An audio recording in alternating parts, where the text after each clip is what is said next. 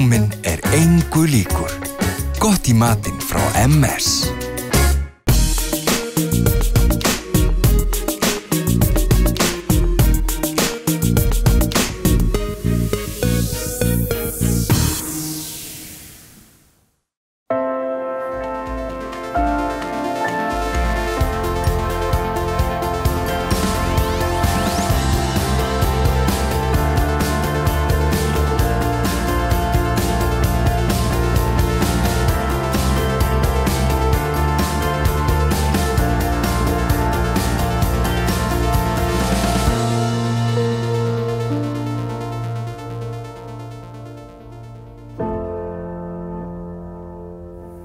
Komið blessuð og sæl.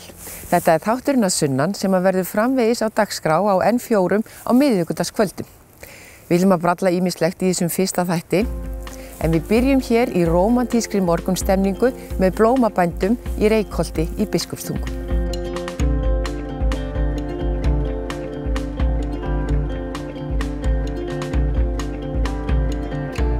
Það notalegt að komin í hlýjuna og birtuna í þessu myndarlega gróðurhúsi sem á rætur að rekja allt til ársins 1948. Einhverju hluta vegna þá flutti amma afi hingað kringum 1946 og tóku 2 ár í það að vinna sér inn landið og komu sér á stað. Afi byrjaði að fikta við blómaræktun upp úr 1960 en það er rauninni ekki fyrir en mamma og pabbi kom inn í garðyrkjustöðina 1977. Þá pabbi útskrifaður, eða mamma og pabbi bæði útskrifuð frá garðyrkjuskólanum og pabbi fór í framhaldsnám til Danmörk. Og þegar þau koma inn þá er rauninni tekin svo ákvörðun að skipta alfarið yfir í blóm. Það voru svona tækifæri á markaðnum og margar garðyrkjustöðvar að byggjast upp og flestar í grænmeti. Þannig að þarna sáu þau bara tækifæri sem að þau gripu á þeim tíma.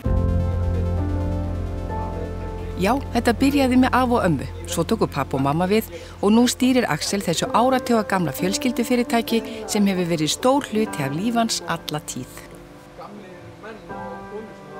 Jú, ég er nú algjörlega alin upp hérna en foreldrarnir svona hvöttu okkur systkinin til að prófa ýmislegt annað og ég er útskrifaður íþróttafræðingur og þetta var svona, ég segi ekki krafa frá þeim en þau hvöttu okkur til að prófa annað, vinna við annað, læra annað og svona vita hvað ég vildi. En ég vissi nú alltaf í grunninn að ég kæmi alltaf aftur hingað og þetta er bara að vinna í áhugamálinu sínu er náttúrulega bara forréttindi og ég hef bara rosalega gaman að þessu. Hvað snýst þetta? Hver er galdurinn á bak við þetta allt? Já, það er góð spurning. Þetta er náttúrulega áhuginn skiptir öllu máli. Þú verður að hafa áhuga þessum þú ert að gera hér og þú verður að hafa svolítið tilfinningu í puttunum fyrir því sem þú ert að vinna með og maður fer inn í húsin og maður þreifar á blómunum og svona jafnvel tala við þau til að skynja hvernig þau líður og það er töluverð efnafræði í áburðinum á bak við þetta og síðan bara garðyrkju tölvur hafa hjálpað okkur mikið. Þetta var náttúrulega allt handstýrt í gamla daga, þá þurfti að fara á lofta eða setja hita á og vökva og pabbi gæti haldið ræðurnar það hvað hann þurfti að gera hérna þegar ég var yngri og ég get sest fyrir fram með garðyrkjutölvuna og bara prógramera árið á klukkutíma. En manni líður alltaf best inn í gróðurhúsunum hjá blómunum. Launa þau þegar það hugsað vel um þau? Algjörlega. Það er bara beint í æð. Þau launa það leið og maður því meira sem maður sinni þeim þá fær maður það bara borgað tilbaka. Og við upplifðum það alveg í krepputímanum eða er hægt að tala það þegar krónan féll og þá þurfti maður náttúrulega að hagræða og spara hverja krónu og við ákváðum það að spara ekki í mannafla og það svaraði strax sko að því að leið og við förum að sinna þeim minna og þá rýrist uppskeran bara og við fundum það leið sko að það borgaði sig ekki að spara þar. Það þarf líka margar hendur til að hugsa öll þessi blóm. Rúmlega 1,5 milljón óx hér upp í fyrra og flest bendir til að einstaklingarnir verði ekki færri í ár. Tegundirnar eru ótalmargar og blómvendir eru aðalsmerki espiflatar. Janúar er náttúrulega svolítið sérstakur út af bóndadeginum sem er núna á föstudaginn og þá förum við svolítið í að lita blómin, litum hvít blóm blá til þess að höfða til karlmannanna. Síðan þegar líður á vorið þá fer þetta meiri bjartari liti og svona bjartari og skærari. Þá koma bleiku og gulu og appelsínugulu skæru litirnir inn. Og sumarið bara, þá reynum að hafa sko, úrvalið sem mest, svona litaglöð. Síðan dökknar þetta þegar kemur vorið þá fer þetta kannski í brúna liti og dökk órans og föla liti. Síðan bara hvítt og rautt yfir jólin og síðan kemur blái liturinn aftur. Kemur blái liturinn aftur í janúar. Hvað vinsalast? Rósir eru bara vinsalasta. Það ekkert þetta. Þær eru svona hátt í 50% af markaðnum á móti öllum öðrum afskortnum blómum.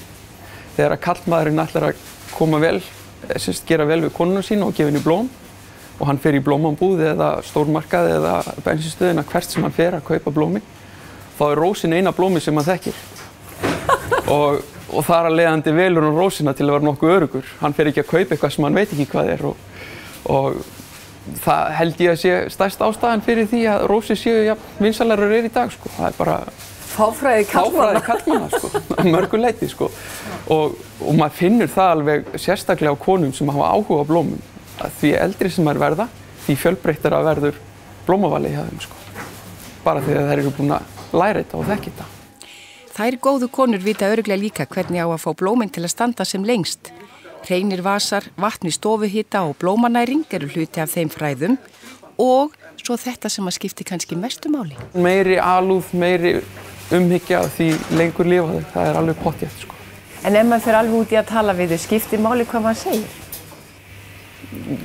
Nei, ég held ekki. Bara aðalega að það sé vingjarnlegt og fallegt sem maður segir við þau en ekki bölvaðin fyrir að standa ekki nógu lengi.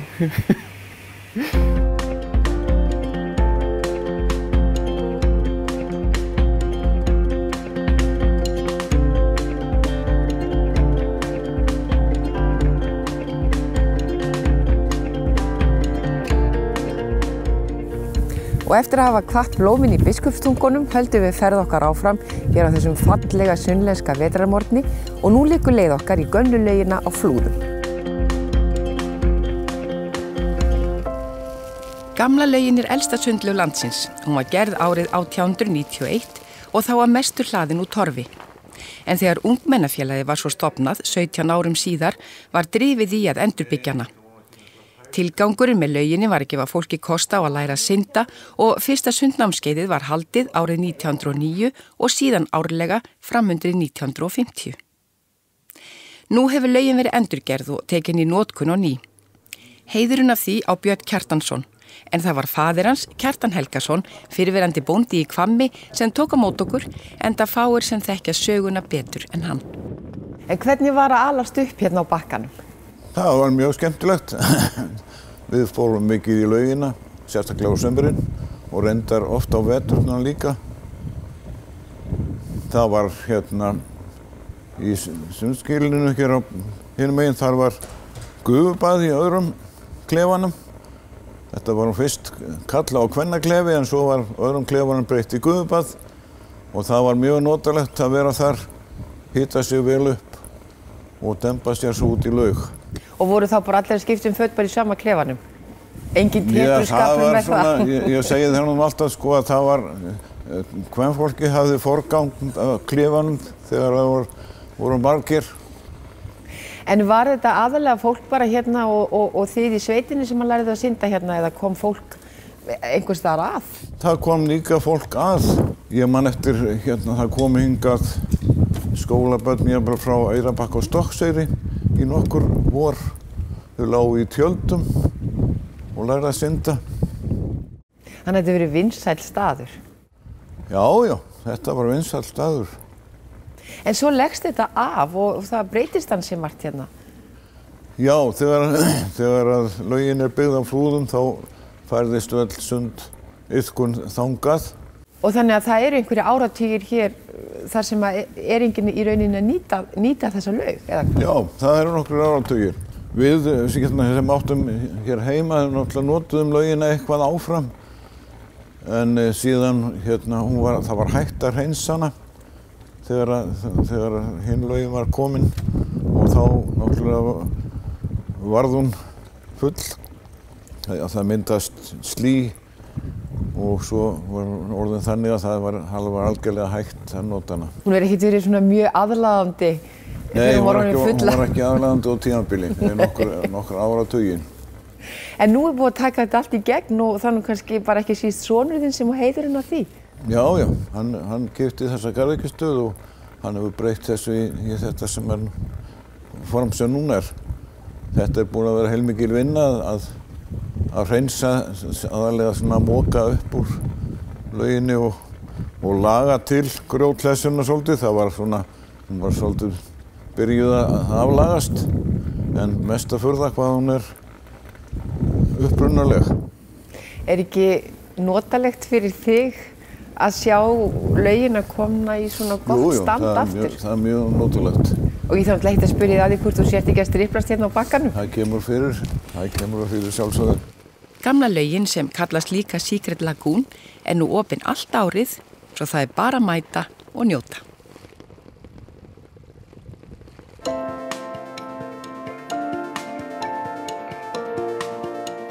Og þá það spurning dagsins, hvar erum við stödd núna?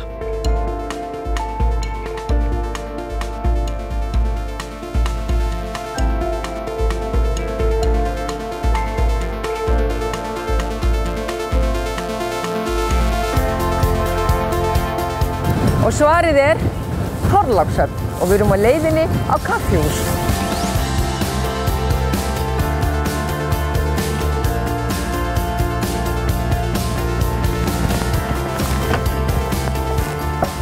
Hæ!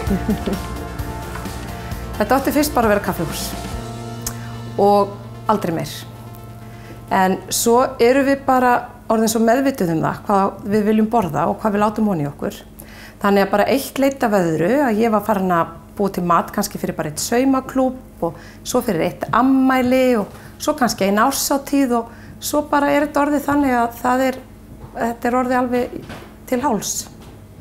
En þú nálgast matinn pínlítið öðruvísi kannski heldur en á hefðbundnum kaffihúsum og veitingastöðum? Já, ég legg mjög mikið upp með það að nýta allt hráefni sem ég get beint að bíli úr okkar nær umhverfi. Ef við borðum hreinan mat, þá hefur það síður áhrif á heilsuna og það það sem við erum orðið svo meðvituð í dag. Þetta ekki endilega það að borða ekki þetta hitt, heldur að borða allt sem að sérstaklega landi okkar hefur upp á bjóða. Og mér finnst íslenski garðyrkjubændur standa sig einstaklega vel í þessu. Þannig ég tek allt grænmeti sem ég get beint að bíli og ég baka úr íslensku mjöli og ég fæ fiskinn eins ferskan og ég get. Hér getur maður valið úr fiskvinnslum og valið úr hvað best hverju sinni og legg mikið upp með það að vera með fæðu fyrir fólk sem að glíma við alls kyns ofnæmi. Þannig að ég mikið glútenlaust og hveitilaust og sykurlaust og mjólkurlaust, eggjalaust. Þannig að ég reyna að gera öllum til hæfis. Þannig að maður þarf ekkert að reyta vandræðilegur eða svona upplifa sig sem eitthvað vesen þegar maður kemur hér inn? Nei, sko hér aldrei vesen. Hér sko bara unni í lausnum og ekki vera að velta sér upp úr því að eitthvað sé vandamál. Heldur það bara þannig að við erum öll bara svo misjöfn.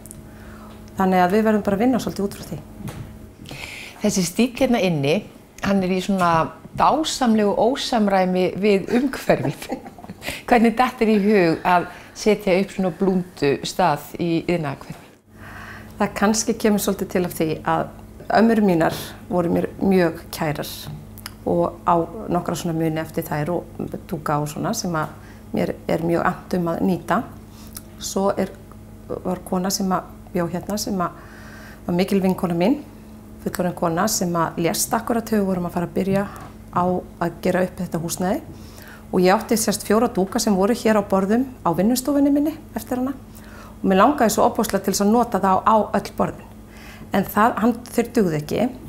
Svo systir mín fékk þá hugmynd þegar við vorum búin að gera upp öll húsgögnin hérna að við myndum mála dúkana, stimpla það á borðin og þá gæti hver dúkur enst á mörg borð. Og þetta svolítið rauði þráðurinn í gegnum þetta hjá okkur. Þá leiddi eitt af öðru. En þú ert með verkstæði hérna líka? Já. Það til að nýta tíman. Já, svona þegar að þið hefur svo lítið að gera. Já. Við að baka og búið til allar matinn og allt það. Hvað það að gera þar? Sko, ég með glervinnustofu sem ég var búin að reka í rúm 3 ár þegar ég ákveði að opna þetta kaffihús. Hvernig eru fjöruna? Já. að þú ítir hún til fjörunsta fast og bara svo ákveði bara fram, ekkert eitthvað rosa fast, bara þannig að komum pínu svona hljóð. Glæsilegt hjá þér. Þetta var náttúrulega svolítið skakt. Já, það má vera, því það ekkert sem þarf endilega að vera beitt. Var þetta listmunur? Þetta er listmunur, þú ert að byrja á mjög flottan listmun. Nú skerðu marga svona búta og gerur svona bóðum. Glæsilegt hjá þér. Og svo veit ég hvað það er nú, þá get ég alveg gert svona eitthvað. Það er kross til þess.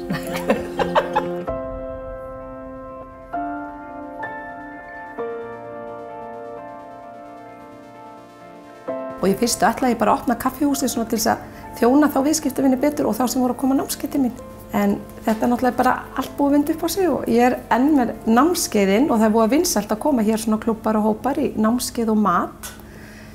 Ég ætlaði sko bara að baka einu og einu köku og vera svo að vinna í glerinu mínu, en það er aðeins breyst.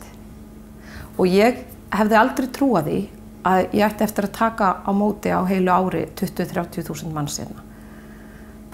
Því að það sögðu allir við mig, þú veist, reyndu þetta ekki sko. En ég trúi því að ef þú ert samkvæmur sjálfið þér og fylgir draumunum þínum, að þá virka þér. Og þetta bara virkar. Það er bara þannig. Someone that you can call when on your face is gone. It feels like you can't go on.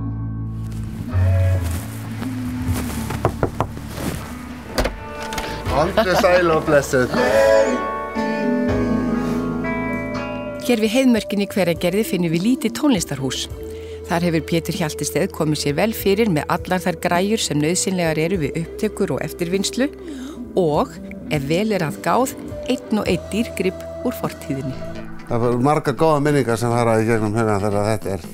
Hann er í 20 ára gamall og er nánast sko komin inn í vinsælustu hljómsveit landsins. Sem er Paradís. Sem er Paradís.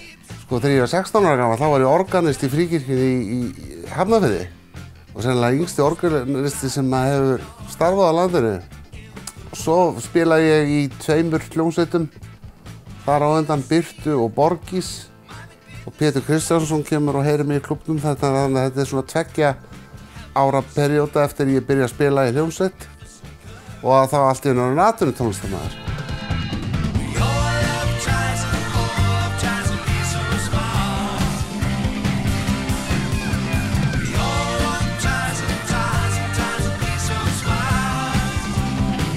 Þarna voru sko sveitaböllin eins og voru hétu. Þá voru við sektir að það var ekki 500 manns á hverjum dansleik. Og við spilum þetta 2, 3, jafnvel 4 kvöld í viku. Svo æfðum við alltaf sko, frá mánudagsmótni til fimmtudags, frá 9 til 5, alla daga.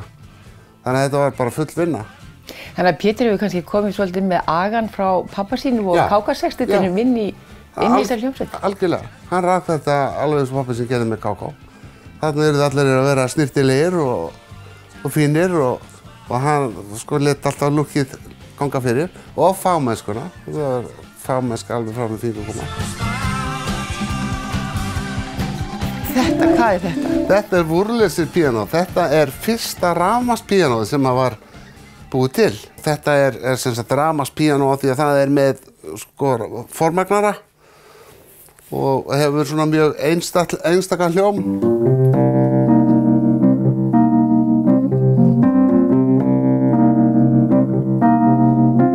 Þetta þekkir margir úr stíl í dag. Ég byrjaði að læra bara á píanó sem sko 8 ára strákur hjá Kolbrúnu Sæmundsdóttur og svo var ég hjá henni þá þegar ég var 13 ára og þá hætti ég í smá tíma og fór í skólahljómsveitina og svona. Svo byrjaði ég aftur í tónskóla Þjóðkirkjunnar þegar ég var 15 ára og var að læra hjá Dr. Róbert Abraham Óttarssyni og Martini Hunger og var í einkatímum heima hjá Dr. Róbert á Kvisthaganum og svo gerist það að það fer einhver organisti sem var í Fríkirkjunni í Hafnarfirði, hann fór í fjósi og það var engin organisti á landinu available sko, þannig að Það var góð ráð dýr, annarkvöldi þurfti gamli maðurinn að fara í þetta sjálfur eða senda strákinn og tvenvillu senda strákinn.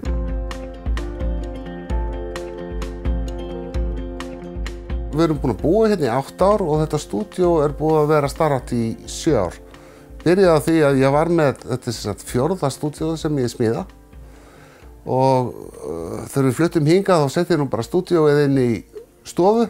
Það var þar í ár meðan ég byggði þetta. Og engin pirringur? Nei.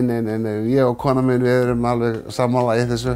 Hún stendur við hlið mér, ég hún sútt að segja þetta. Það hefur ótalmargt, ef ekki hreinlega allt breyst varðandi upptökutækni og nú lítið mál að taka upp heilu plöturnar heim í stofu. Þessi þróun hefur auðvitað áhrif á businessinans Péturs en alls ekki slæm, eiginlega bara þvert á móti. Maður var hræddur það fyrst, sko, en svo þetta hefur akkurat bara aukið businessin hjá mér. Vegna þess að eftir sem fleiri eiga græjur, því fleiri þurfa að læra almennilega á þær og ég með svona námskeið hérna sem ég kenni á það. Og svo verða til miklu meira af upptökum, en flöskuhálsinn verður alltaf sá að klára. Að geta klárað plötuna, hljóðblandaðan og gengið frá henni. Og það ekkert margir sem að geta það hérna á Íslandi, kannski annan 2 manna eitthvað svoleiðis. Og það verður til þess að þessar plötur koma til mín og ég fæ þá vinnu að klára þessar upptökur og gera þetta að maturu. Það komu til mér ungi drengir úr Reykjavík sem kalla sig Lucy and Blue. Það eru bara 17 ára drengir. Og hljóma bara svona svipað og Pink Floyd. Rosalega flott. Og þeir komu hérna til þess að taka upp Hammond-orgelið sjálfsögðu.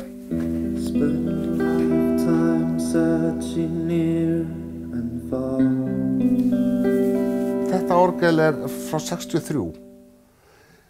1963. En aftur á móti ég með hérna Leslie, ekki við það heldur hitt orgelið. Það aftur á móti jafngamalt mér og frá 1956. En virkar. Virkar. Alveg svín virkar.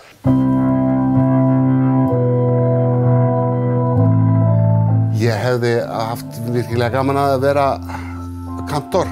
Mamma mín sálega sagði mér það löngu síðar að þegar ég var 16 ára þá hringdi Dr. Robert í mömmu og vildi senda mig í nám til Þýskalands. Og hún gat ekki hugsað sér að litla barnið færi til Þýskalands eitthvað að læra. Og hann sagði, já ef hann gerir það ekki þá dettur hann í poppið. Sem hann gerði. Sem hann gerði.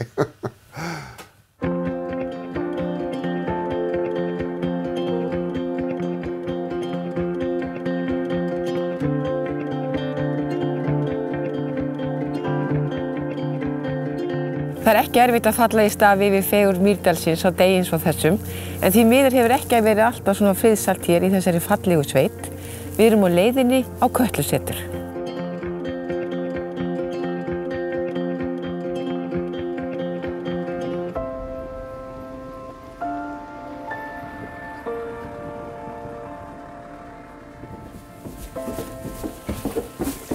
Já, við erum komin hérna í Bríðibúð og hér að finna Kötlusetur og við vitum náttúrulega hver Katla en það svona spurning, Eiríkur, hver var þessi Bríði? Já, Bríði var verslunarmaður í Vestmannaeyjum og beygði þar upp mikið og hann hafði hug á því að flytja eitt af verslunarhúsum sínum til Víkur og tók niður þetta hús í Vestmannaeyjum, setti það í skip, sigldi með það, svo var því skipað hérna upp í fjöruna sem frekar svona ófrýnileg, engin höfn náttúrulega. Þegar hann sem sagt kemur með þetta hús 1895 þá eru bara 2 sveitabæir í Vík. Þannig að með því að þetta hús kemur til Víkur þá gátu menn farið að vinna við eitthvað annað heldur en að vera bændur. Þeir fóru að vinna við verslun. En við vitum samt sem ára alveg hver aðal hér. Það ekki Katla? Jú, hún skiptir okkur svolítið miklu máli og svona þó við kannski hugsum ekkert mikið hana dagstaglega en við vitum alltaf af henni. Við erum hér, það ekki? Jú, við erum hér og Katla hér. Þannig að hún bara svona í hæfilegri fjarlægð frá okkur. Ef það kemur Kötlugos þá svona líklegast að það komi flóð hérna niður Mýrdalssand, nálægt Altaveri og svona eitthvað meðfram því. Hérna á milli Hafíseyjar og Holhöfða sem eru hér og hér niður, þannig að allur gróður sem þar og væntanlega vegurinn og annað fer í sundur. Sandkanturinn hérna orðinn það hár að eitthvað af vatni gæti komið þessa leiðina til Víkur. Það hefur hækkað svo kamburinn hérna, sandurinn, að það mjög líklegt að það komi vatn þessa leiðina til Víkur. En til þess að verja okkur fyrir því að þá nóg að fá bara einn smá varnargarð hérna. En önnur ógn sem kannski okkur stafar af Kötlu, sem nú sýnir aðeins, þá hún hér, Kötlu, askjan eru þeir tindar hérna í kring, að gosi undir jökli fylgir oft aska. En auðvitað Katla töluvert stærri heldur en til dæmis Eyjafjallajökulsgosið eða Grímsvatnagosið. Áður en þau gos urðu, þá hugsaði ég alltaf með sjálfum mér að ég alveg þráði það að verða vitni að Kötlugosi. En eftir þau gos og hafa tekið þátt í ákveðnu björgunarstarfi og meðan á þeim stóð, að þá ég alveg laus við þá löngun. Hvað myndi gerast ef hún fer að gjósa núna? Ef bara þetta myndi gerast núna? Það sem gerist að við fáum SMS sem segir að það Kötlugos. Allir GSM-sendar á svæðinu eru virkjaðir og allir fá SMS á íslensku og ensku. Og þá höfum við ákveðin tíma. Það eru þessir 2-3 klukkutímar, en þá aðalega verið að tala að passa það að þjóðvegurinn hérna sé búið að hreinsa hann, það sé enginn á þjóðveginum. Og vegna þess að það náttúrulega hætta á því að jökulflóðið fari þar yfir. Þess vegna eru hlið, hérna minnir mig við Meðaland annars vegar og hins vegar hérna við Pétursey á vegunum sem og það fara menn í sitthvora áttina og loka þessum hliðum ef til Kötlugos kemur. Þannig að það á enginn að geta keyrt inn á svæðið. En nú þetta setur komið hérna búið komið því á laggirnar.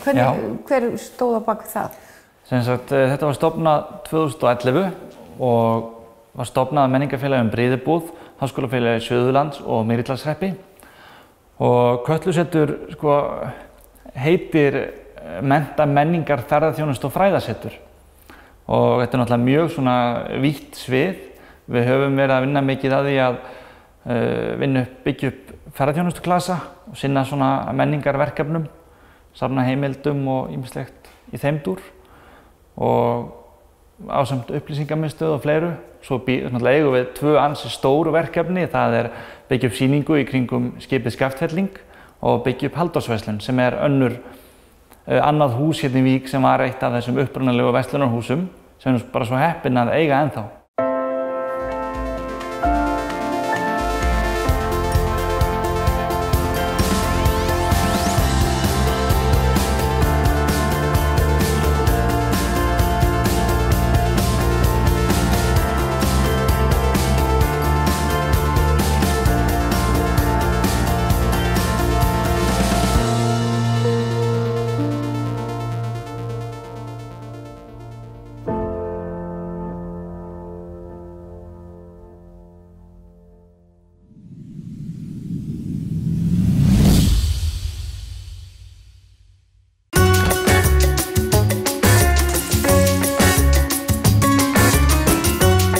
Rjóminn engu líkur. Gott í matinn frá MS.